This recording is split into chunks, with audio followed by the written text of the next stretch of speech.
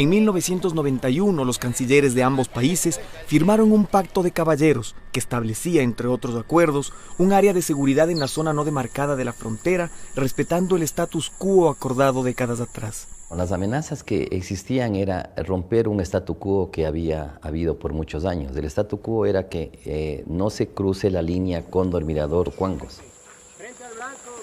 Esta actitud del ejército peruano no consideró que las Fuerzas Armadas ecuatorianas llevaban un intenso proceso de reestructuración, formación, capacitación y perfeccionamiento que marcarían la diferencia en el conflicto que estaba por comenzar. Aprendimos del 81 muchas cosas. Por ejemplo, el 81, las tropas que resistieron los ataques eran conscriptos y gente movilizada. Nuestra decisión fue iniciar las operaciones con fuerzas especiales por el tipo de escenario y por el tipo de entrenamiento. Y es así como 14 años después, el Ecuador no tuvo más opción que hacerle frente a un conflicto armado como consecuencia final de los diferendos limítrofes que los dos países mantuvieron por más de 160 años. Yo cumplí 4 misiones de combate. Ningún soldado quiere la guerra. Se activó una mina, o activé yo una mina con mis 2 pies. Me dejó ese momento mismo ya desintegrados mis pies.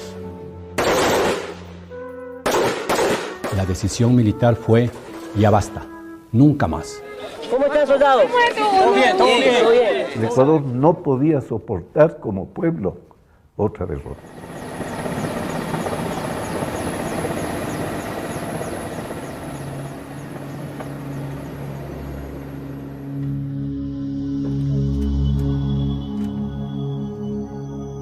Volver acá a los 20 años, bueno, yo tengo un cúmulo de emociones. Los recuerdos pasan por mi mente muy fugazmente. Para finales de 1994, las hostilidades entre Ecuador y Perú habían vuelto a escalar y el inusual desplazamiento de tropas hacia la zona de la cordillera del Cóndor eran señales inequívocas de que se avecinaba un conflicto armado que no se había podido resolver por vía diplomática. ¡Viva el Ecuador! Yo recibí la disposición de formar parte de un escuadrón con mi patrulla que nos fuimos a realizar una misión que era el desalojo en base del norte, que es en la naciente de Cenepa. Fue ahí donde inició la guerra en sí. El 26 de enero de 1995, una guerra no declarada y focalizada en la cordillera del Cóndor había comenzado. Los enfrentamientos se intensificaban y dejaban como resultado un costo humano altísimo. Maniobras políticas y mediáticas y un alto al fuego que no se cumplió pusieron al rojo vivo los enfrentamientos. El riguroso entrenamiento y la experticia táctica se pusieron a prueba en el conflicto, con operaciones conjuntas de las 3 ramas de las Fuerzas Armadas que llegaron a su clímax del 10 de febrero, cuando la aviación ecuatoriana protagonizó el primer combate aéreo en Latinoamérica y ocasionó el derribo de aviones y helicópteros peruanos. Al 22 de febrero se lo conoce como el Miércoles Negro, debido a un ataque sorpresivo a varias bases ecuatorianas durante el cese al fuego que dejó el mayor número de bajas para nuestro país. A medida que íbamos avanzando, íbamos viendo ya cuerpos de soldados ecuatorianos que habían sido sorprendidos por parte de esta incursión. Y al llegar a la cima, reorganicé mi unidad y nos lanzamos al asalto. Esa acción, sin embargo, no consiguió desplazar posiciones ecuatorianas y más bien propició una enérgica respuesta bélica por parte de nuestro ejército, denominada la Noche de las Luciérnagas. Ecuador y Perú vivían el horror de la guerra. Usted escucha los aviones que vienen y únicamente escucha que caen las bombas. Y lo único que dice, ojalá no caiga aquí. Disparamos y hubo fuego a discreción y yo veía al cabo Vázquez que estaba tendido en el piso y no disparaba. Cuando le topo la cabeza veo que tenía un impacto en la frente. Se me activó una trampa. No pude evitarle porque una trampa a veces tiene un tiempo de unos 30 segundos, pero esa trampa no me dio tiempo de nada. Un rol especialmente importante en el conflicto lo desempeñaron los soldados nativos, ibias, arutans y churubias, cuya habilidad para sobrevivir en la selva fue determinante, sobre todo como guías y apoyo durante los combates. Tenemos un conocimiento más avanzado dentro de la selva, cómo tocaba sobrevivir en la selva, qué frutas nomás teníamos que consumir cuando no hay que comer. Seres humanos enfrentados, soldados que entregaron su integridad y su vida en el cumplimiento de su misión, pueblos hermanos cuyas historias hoy salen a la luz como un triste recuerdo. Giovanni Calles lo ocultamos inicialmente en nuestra base abajo en el Maizal, y durante los próximos 3 días permaneció en una de nuestras trincheras hasta que podamos evacuarlo por tierra. Luego de estos 3 días, con la misma bandera que él portaba en su mochila, cubrimos su cuerpo nuevamente y con los soldados que él comandó inició su camino a la inmortalidad. Es muy distinto perder un hijo. Cuando él ya se graduó de bachiller, quisimos conseguirle un puesto de civil, él no quiso. Dijo, no papá, yo me hago militar, y le costó la vida. Había jurado besar la tierra cuando llegue a Patuca, y eso es lo que hacía.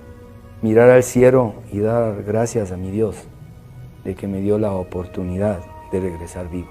De mi pelotón perdí 4 hombres en combate y el alma poco rota de no haber podido traer sus cuerpos porque se quedaron en el campo de batalla.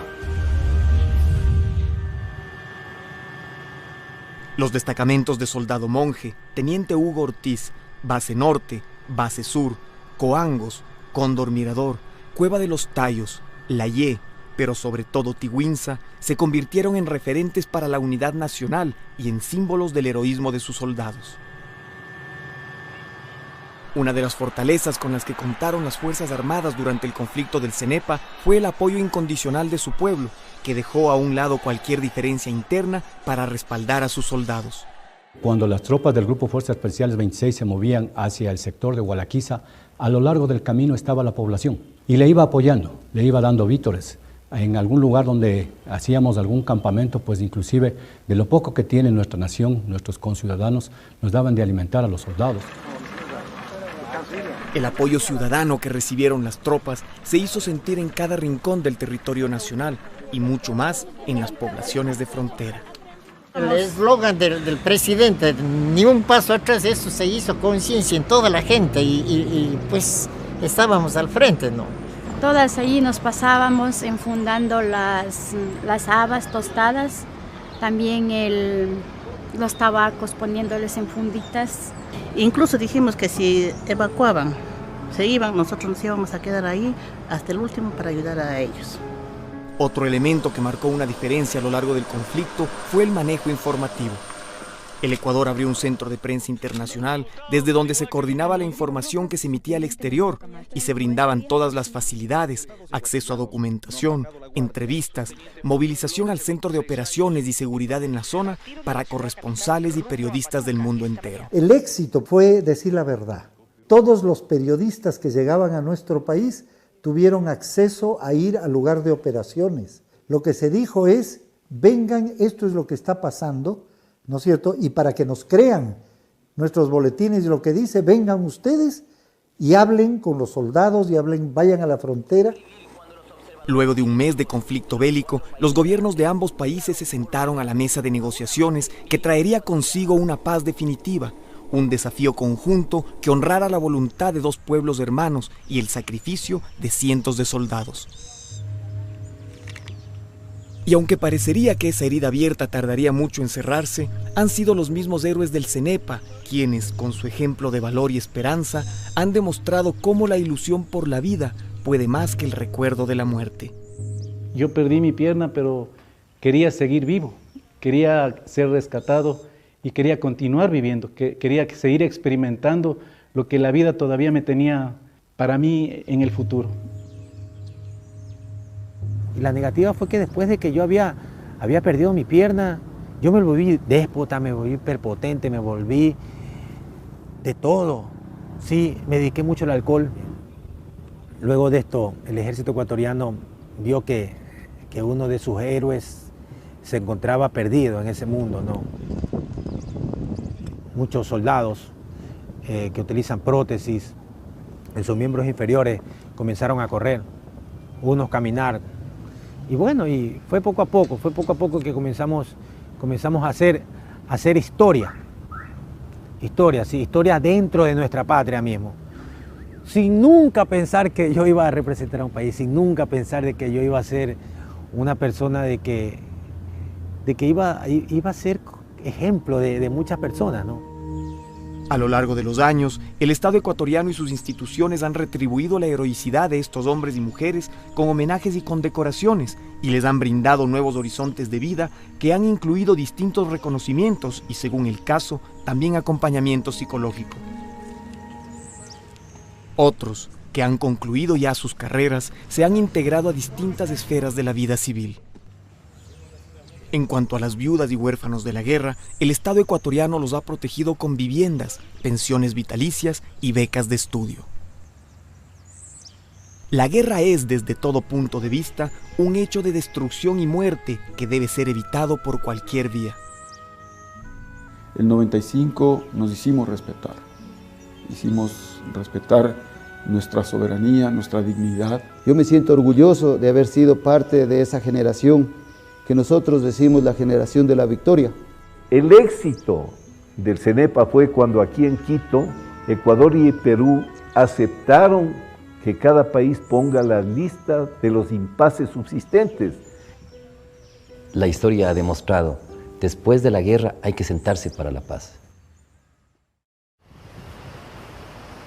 Yo creo que la heroica acción de las Fuerzas Armadas ecuatorianas permitió la recuperación de la autoestima de los ecuatorianos, permitió además el reconocer la existencia de un problema, nos permitió superar el trauma histórico del año 41 y por último nos permitió suscribir el acuerdo de paz en base al único documento de límites que había entrado en vigencia en la historia, que era el Protocolo de Río de Janeiro. Ecuador y Perú suscribieron un acuerdo de paz definitivo el 26 de octubre de 1998. A partir de entonces, asumieron un reto aún mayor, la construcción de la paz. Y en ese afán se emprendió una iniciativa única en el mundo, el Plan de Desminado Humanitario. Los soldados de ambos países limpian las zonas fronterizas de la amenaza que representan las minas antipersonales. Llevamos 14 años. Hemos liberado al país de 400.000 metros cuadrados aproximadamente de áreas polucionadas por las minas, principalmente en las provincias de Loja, El Oro, Santiago, Zamora Chinchipe y Pastaza. Y queda un reto importante al 2017 con un ideal tan grande como es un Ecuador libre de minas. Ahora el Ecuador y Perú son parte de una de las mayores experiencias internacionales en desminado. Las dos Fuerzas Armadas, los dos países se intercambian información calificada como secreta muchas veces para proceder al desminado. Esto hace bien a la población de los dos países, pero sobre todo a la población fronteriza. Este momento histórico también propició la creación de la Unidad Escuela de Misiones de Paz de Ecuador, que ha permitido prestar su contingente en operaciones de mantenimiento de paz y asistencia humanitaria en otros países.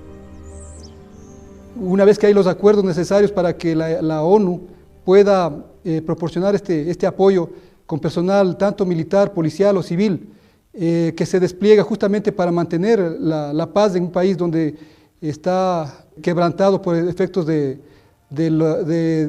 conflicto o problemas de derechos humanos. Otro ejemplo del cambio de época que viven las relaciones bilaterales con el vecino del sur es la demarcación de la frontera marítima a través de un acuerdo internacional firmado en 2011 y que estaba pendiente desde hace 60 años. Y luego de eso más bien logramos consolidar últimamente totalmente nuestra frontera marítima y que no ha sido solamente reconocido por los dos países, sino está ratificado en la ONU, de tal manera que en la actualidad tenemos en el ámbito marítimo totalmente cerradas las fronteras. Creo que en este momento posiblemente es uno de los momentos más propicios para la relación de amistad y de entendimiento que tenemos realmente con la Armada del Perú. Nosotros los mandos militares hemos aumentado nuestras relaciones de confianza mutua. a través de ciertas normativas, ciertos convenios, una cartilla de seguridad que nos permite nosotros movilizarnos y cumplir las actividades militares a lo largo del límite político internacional Ecuador-Perú.